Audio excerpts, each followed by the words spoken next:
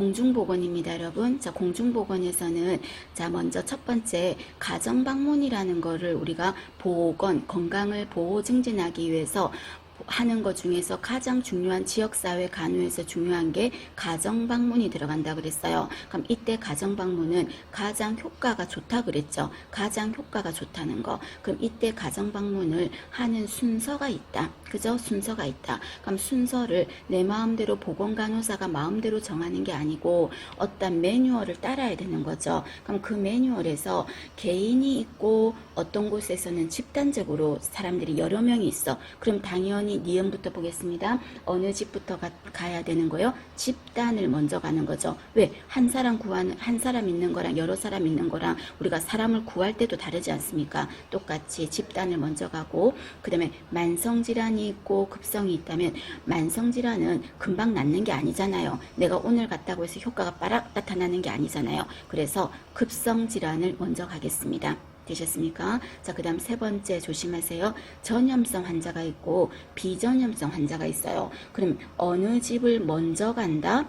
우리 생각에는 전염성 환자 집을 먼저 간다 생각하기 쉬운데 아니죠. 전염성 집을 가고 아닌 집을 가면 다른 사람한테 옮기잖아요. 그래서 비전염성 환자를 먼저 방문하겠습니다. 조심합니다. 자, 얘랑 다른 게 또 어떤 게 있냐면 뒤에 나오지만 지역사회 간호사업을 할 때 어느 집단에 더 주력하는가, 어느 집단에 더 주력하는가 이렇게 말하면 감염병이 발생한 지역이죠. 어느 쪽에 더 주력해서 집중하는가 하면 당연히 감염병 발생 지역에 더 주력하는데 가정방문을 갈 때는 전염성이 없는 곳부터 먼저 간다는 거, 그거 조심하셔야 되겠죠. 그 다음에 디귿에 감수성이 어떤 집부터? 높은 연령부터. 감수성이 높다는 말은 면역력이 약하다 그 말인 거죠. 그 집부터 가는 거지. 그 다음에 경제 수준이 어떤 집부터? 낮은 집부터. 그 다음에 교육 수준이 어떤 집부터? 낮은 집부터 먼저 가는 거죠. 그 다음에 신환자, 이거는 새롭게 생긴 거지. 그럼 새롭게 생긴 거는 급성하고 비슷하잖아요. 구환자, 옛날부터 갖고 있어. 그럼 어느 집부터? 신환자 먼저 가는 거죠. 신환자가 급성에 가까우니까 먼저 가는 겁니다. 봐주실 것. 자, 그러면 이렇게 니은, 디귿, 리을, 미음 요거 시험에 나온 적 있고요. 이때 전체적으로 대상을 가지고 한번 나누어 본다면 매뉴얼이 있는 거죠. 그럼 제일 먼저 가는 집은 어떤 집부터 간다? 여리여리한 아기들이 있는 집을 먼저 가는 거죠. 왜? 면역력이 약하니까. 그죠? 그래서 신생아, 미숙아 집을 먼저 가는 거지. 그럼 신생아, 미숙아 집을 가고 그 다음에 어느 집을 간다? 이 애들보다 또 어린애가 또 있죠. 엄마 자궁 안에 태아였을 때 임산부 집을 가는 거죠. 그럼 시험 문제에서 임산부 집을 다른 성인들 뭐 결핵이나 이런 것보다 먼저 가는 이유가 뭐냐 이래 말하면 이유는 뭐예요? 감염 방지 때문인 거죠. 되셨습니까? 그 다음에는 학령전 어린애들 나이 순으로 갈게요. 그 다음에 학령기, 그리고 마지막에 항상 시험 문제에서 성병이나 결핵이 있을 거야. 또는 결핵이 아니라도 공기 전파시키는 호흡기 질환이 있을 거예요. 그러면 가장 마지막에 가는 집은 어떤 집이다? 비말 전파, 호흡기로 옮는 환자 집을 가장 마지막에 갈게요. 왜냐하면 성병은 너랑 나랑 같이 앉아있다는 이유만으로 걸리는 건 아니잖아요. 그러면 호흡기 환자는 같은 공간에 있다는 이유만으로 옮는 거니까 결핵 환자가 가장 마지막에 가는 거지. 그래서 시험장에서 여러분 이렇게 방문의 순서를 묻는 게 나온다면은 제일 먼저 찾을 건 어떤 거다? 어린애 집 가는 거 먼저 찾으시고 그 다음에 가장 마지막에 결핵 환자 집을 가는 거를 찾으십시오. 그러면 요것만 찾으면 답이 나올 거예요. 그래서 여러분이 긴장하지 마시고 정확하게 한번 찾아보시고 그 다음에 애기 집 다음이 바로 어디다? 임산부 집을 가는 거, 그것만 찾으시면 괜찮으실 것 같아요. 되셨습니까? 봐주시고. 자, 그 다음에 밑에 보시면 가정 방문을 할 때 가장 먼저 할 일은 안녕하세요 하고 인사드리고 나면서 동시에 눈이라는 게 있으니까 주변이 보이겠죠. 그래서 나는 이 집에 혈압 환자가 있어서 왔는데 보니까 어떤 아기가 막 코감기가 걸려서 막 누런 코가 나고 질질 흘리고 있어. 또는 주변에 막 주변에 설거지가 안 돼가지고 막 곰팡이가 피어있고 막 파리가 끓고 있어. 그런 게 다 보이는 거죠. 그럼 혈압 때문에 갔지만 다른 것까지 전부 다 케어할 수가 있잖아요. 가장 먼저 할 일은 관찰이라는 거. 그 다음에 지역사회 간호사에는 하는 역할이 있다. 그럼 시험 문제에서 이 역할도 잘 묻습니다. 그럼 이 역할에서 다음 중 지역사회 간호사의 역할인 것은 아닌 것은 그런 식으로 묻진 않을 거고요.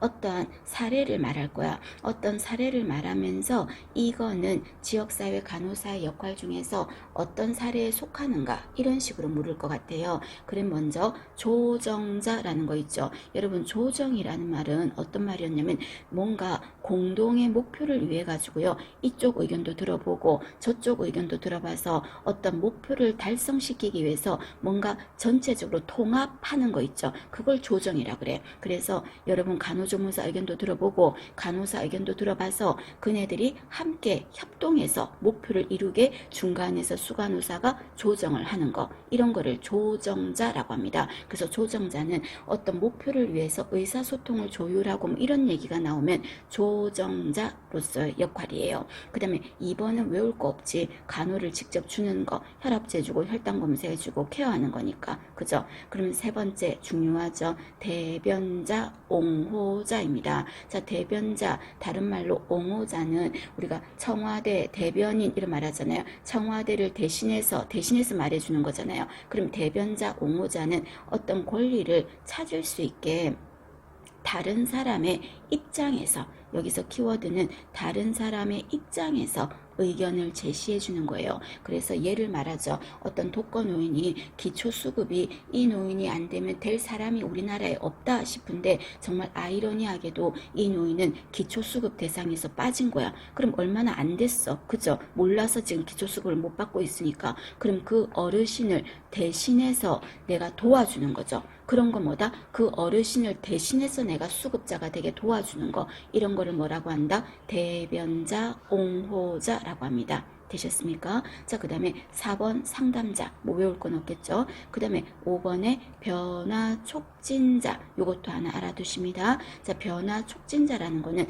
어떤 변화를 업 시켜주는 사람이죠. 예를 들어 볼까요? 자, 금연사업을 지금 지역사회 간호사들이 주력을 하고 싶어요. 금연사업을 하는데 주변에 금연사업 열심히 금연 가르쳐 놨는데 주변에 담배 자판기가 막 수두룩 빽빽 많아. 그러면 담배를 피우지 않아야 되는데 자꾸 눈에 보이니까 견물생심 피고 싶죠. 그러면 그런 걸 주변에 어떻게 해야 될까? 좀 치워야지.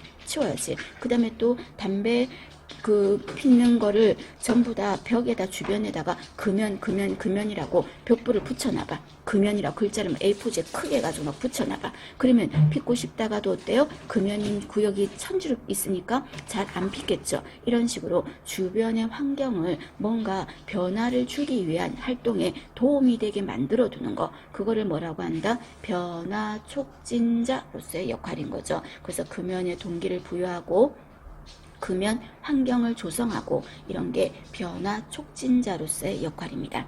모의고사 풀 때 나왔죠, 그죠? 그 다음에 6번에 보시면 알선자라는 거 있죠. 자, 알선자는 여러분 어떤 말이 들어갈 거냐면 의뢰하는 거야. 그래서 관련 부서와 연결하고 의뢰한다 이런 말이 들어갈 겁니다. 자, 예를 들어 볼까요? 자, 어떤 사람이 이제 치매인 것 같아요. 그래서 치매 검사를 했더니 조기 치매로 나왔어. 그럼 이분을 위해서요, 뭔가 주야간 보호센터라든지 또는 뭔가 어떤 건강을 치매에 대해서 뭔가 좀 도와줄 수 있는 그런 사업을 도와줄 수 있는 어떤 단체에 내가 명함을 주면서 여기를 찾아가시면 저희가 얘기해놨으니까 여기 찾아가시면 도움을 주실 겁니다. 여기 한번 가보세요. 이렇게 하는 거죠. 그건 뭐예요? 내가 직접 도와준 건 아니잖아. 명함 주면서 저희가 말해놨으니까 거기 가시면 도움을 주실 겁니다. 이거죠.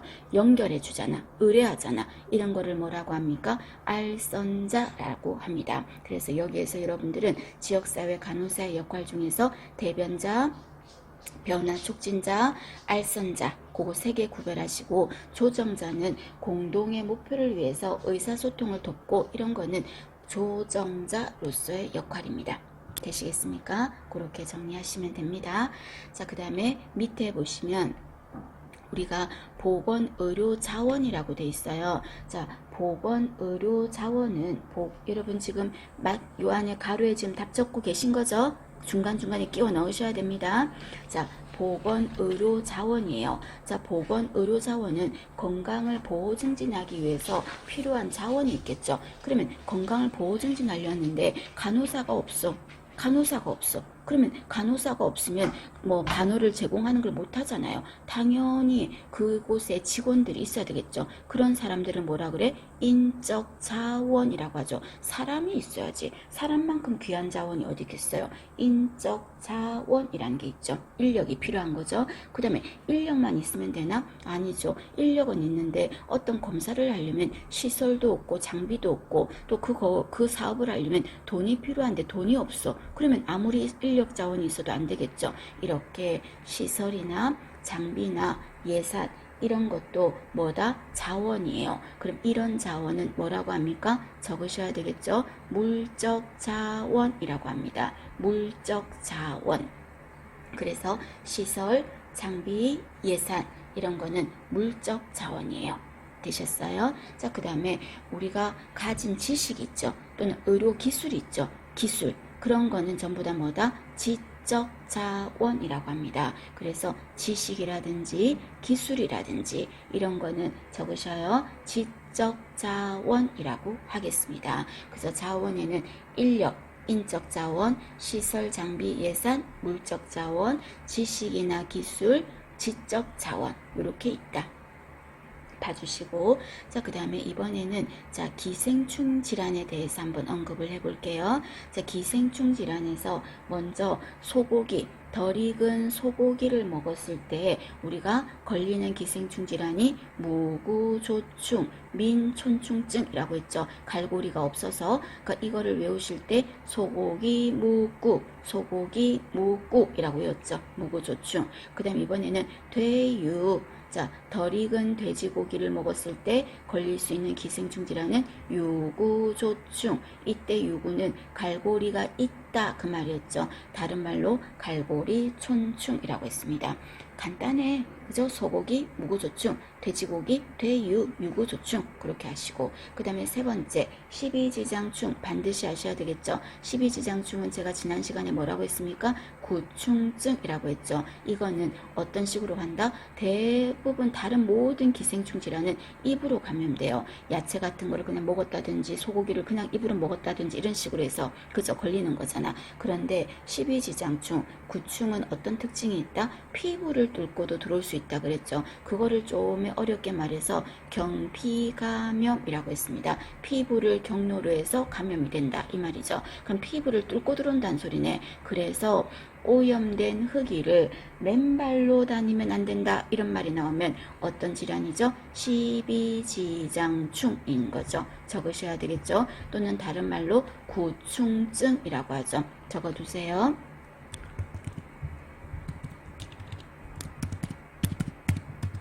구충증, 십이지장충 또는 다른 말로 구충증이라고 한다는 거 알아두시고요.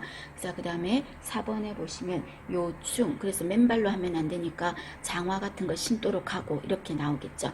그 다음에 4번에 보시면 요충이라는 게 있어요. 요충 적으셔요 여러분. 요충. 자, 요충은 키워드가 제가 말씀드렸죠. 가렵다, 소양감, 밤에 알 깔아 나오니까 소양감. 그래서 막 잠을 제대로 못 자니까 애들 같은 경우에 야뇨증, 밤에 쌀 수 있어, 시쌀 수 있어. 그 다음에 또 가족 중에 모두가 다 걸릴 수 있어. 같은 요를 깔고 자는데 팬티까지 헐렁헐렁 하니까 엄마 팬티 속에서 나와서 아빠 팬티로 들어가고 아빠 팬티 속에서 헐렁헐렁 기어 나와가지고 또 옆에 누나 팬티로 들어간다 그랬죠. 그래서 팬티는 어떻게 해봐야 된다? 꽉 끼는 팬티.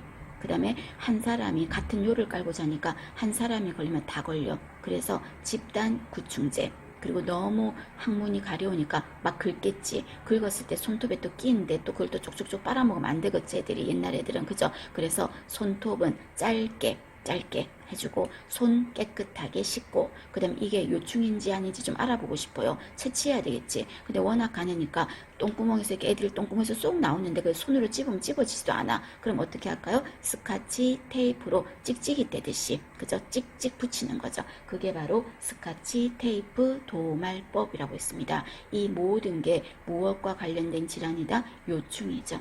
요충. 그죠? 그 다음 이번에는 우리가 대부분에는 야채 때문에 걸려요. 회충, 요충, 편충, 십이지장충 이런 거 전부 다요. 뭐다? 야채. 야채 때문이에요. 그럼 이 야채 왜 그래요? 인분을 원료로 써서 그래요. 인분, 사람변을 거름으로 쓰니까 그 사람변에 기생충이 있었어. 그럼 그 기생충이 있는 그 변을 거름으로 쓰니까 야채에도 있어. 그럼 그거를 제대로 안 씻어서 사람이 또 먹는 거죠. 그래서 걸리는 거예요. 그런데 야채뿐 아니라 뭐 때문에도 생길 수 있습니까? 수육은 고기, 육류 이런 거는 거죠. 수육에 의한 기생충은 참고로만 보십니다. 자, 제가 말씀드렸어요. 멧돼지 육회 먹었어. 선모충. 그 다음에 고양이, 톡소플라스마. 정력에 좋다고 세상에 아주 시골에는요, 이 고양이를 막 잡아서 먹고 그러던데요. 그래서 톡소플라스마. 그 다음에 소고기, 무구, 돼지고기, 유구조충. 그죠? 이런 거는 수육 때문에 생기는 거다. 그 다음에 6번에 보시면 트리코모나스 적어놨죠. 자, 트리코모나스는요, 이거 기생충 질환이에요. 기생충인데 이 기생충은 보통 우리 기생충은 어떻게 해요? 입으로 감염되죠. 그런데 이 트리코모나스는 성행위로 전파돼요. 성행위로. 왜? 이 기생충이 어디에 붙어 있기 때문에 그러냐면요. 여성인 경우는 질에 붙어 있고요. 남자인 경우는 전립선이나 요도에 붙어 있어요. 그럼 이런 데 붙어 있던 기생충이 다른 사람한테 가는 방법은 질에 붙어 있는데 어떻게 뭐 입으로 걸려. 그죠? 남자 전립선에 붙은데 어떻게 입으로 걸려? 그럼 이거는 성접촉이잖아. 그래서 성행위로 전파되는 기생충 질환이에요. 그래서 이거는 성병은 성병인데 성병이라고 하면 우리는 매독, 임질 뭐 이런 것만 생각하는데 이거는 성병이긴 한데 좀 기생충이거든요. 그래서 좀 특이한 성병 중에서 좀 특이하게 좀 성병이다. 그래서 제사성병이라고도 부릅니다. 별명이. 그래서 성행위로 전파되는 질환이 트리코모나스예요. 그래서 여성의 질에 붙으면 얘를 뭐라 그래요? 트리코모나스 질염이라고 하는 거거든요. 그럼 그 질에 붙어 있는데 여러분이 그 목욕탕 같은 데서 뭐 의자 있잖아요. 그런 의자에 남이 앉았던 의자에 그냥 털퍼덕하고 나도 앉았어. 그럼 그 기생충이 우리한테로 전파될 수 있다는 거죠. 그죠? 그래서 성행위로 보통 전파되고 이렇게 뭔가 이렇게 그 기생충 질환이 가지고 있는 질에 붙어 있는데 뭔가 그게 같이 앉았다든지 접촉으로도 옮을 수 있는 거죠. 트리코모나스입니다.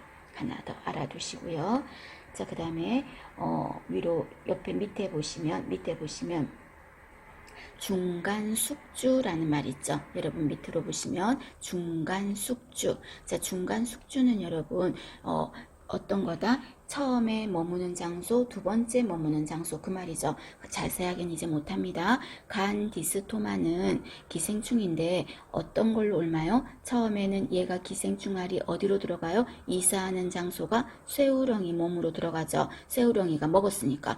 그래서 쇠우렁이는 일숙주, 처음으로 이사가는 장소고 이 쇠우렁이를 누가 먹어요? 담수어. 민물고기가 먹는 거죠. 그럼 민물고기 몸은 뭐가 되는 거예요? 두 번째 디스토마균이 머무는 장소가 되겠죠. 제2숙주인 거죠. 그럼 이 담수어 몸에 결론적으로 지금 간 디스토마가 있는 거야. 기생충이 그죠. 그런데 얘를 어떻게 사람이 낚시해서 민물고기 낚시해가지고 회를 쳐서 먹는 거예요. 그랬을 때 생식했을 때 사람 몸으로 최종적으로 옮아서 간이 안 좋았을 때 증상이 나타나는 거지. 황달도 나타나고 우상복부 쪽에 막 아프기도 하고 이런 게 나타나는 거죠. 그게 바로 간 디스토마, 간 흡충증이라고 하죠. 자, 결론 간 디스토마는 1숙주, 2숙주가 어디다? 간쇠담. 그죠? 간쇠담. 아직도 9월 24일 시험 얼마 안 남았는데 공부를 아직 안 하고 지금 하나도 지금 긴장 안 하시면 간이 큰 거죠? 간이 센 거예요? 간세담 되셨습니까? 그리고 이 담수어를 생식함으로써 걸릴 수 있다 이래 말해도 간 디스토마. 그리고 또는 강가 주변에서 주로 생긴다 하면은 간디스토마. 강가 주변이니까 특정 지역에서 생기는 질병이죠. 풍토병.